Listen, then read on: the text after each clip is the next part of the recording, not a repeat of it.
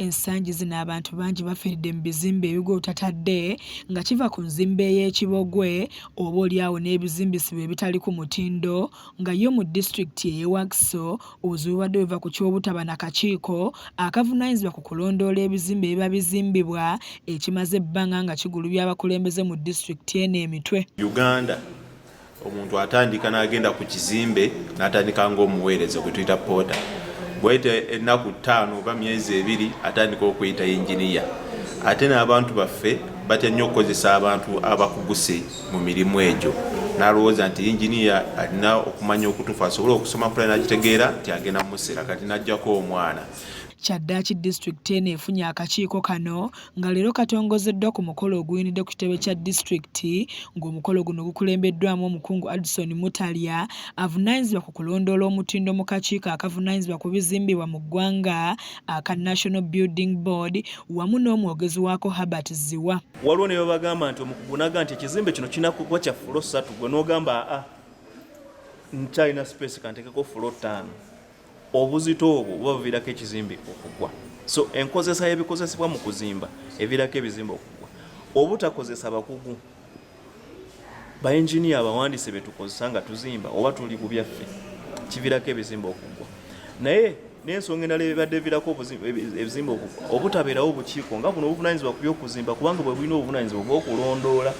Abakiise basoose kusomesebwa amateeka ge balina okugoberera nga bakola emirimu gyabwe okusobola okuweereza bannawakiso obulungi ne babalambulira ne ku nkola eyatandikibwawo ey'okuzzaamu amaanyi abakola emirimu nga babawa ebirabo. Come up with what we called the National Building Control Awards, NBC Awards.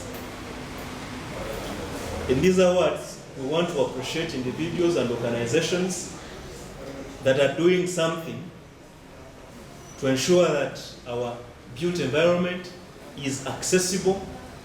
Akakiiko kano kakulemberwa ssentebe Mulindwa Vincent nga bano balabuddwa obuteetana kukozesa bifo bye baweereddwa mu bikolwa ebimenya amateeka kuba gwe banaagwa mu buufu kaakubajjuutuka.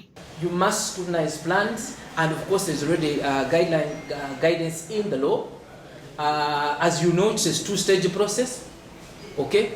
The BCO must do his job, and then the BC must also do their job.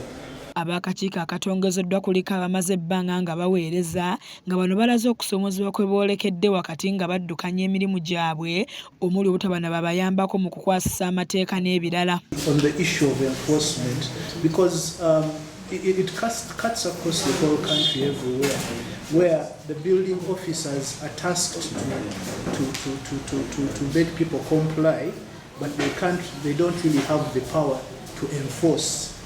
Kyokka abakungu babasuubizza nti baakukikola ekyokukwasisa amateeka nga mu kiseera kino boogerezeganya n'ebitongole ebikwatibwako okuyamba disitulikiti ezikyabalibwa ng'ez'ekyalo. Teekateeka ng'ekitongole kya National Building Review Board okulaba nga tukwatiramu n'ebitongole ebirala ebivunaanyizibwa ku enforcement okulaba nga obukiiko buno bubeera empowered okugenda mu field nga busobola okukola emirimu gyabwo nga bulina amaanyi angayita amaanyi agabusobozesa okukola nga tewali kutiisibwatiisibwa.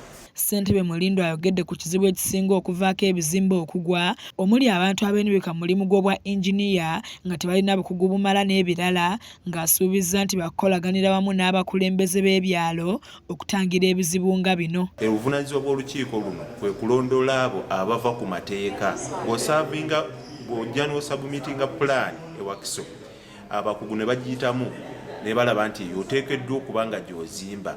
Abantu abo balowooza na kiwandiiko buwandiisi nti alina pulaani ne pulaani eyo ebaako obugazi bwa poloti ebaako okumanya ettaka ly'omuntu. Kizza Peter yakusakidde eggulu lino ku lwa KSTV aga leero.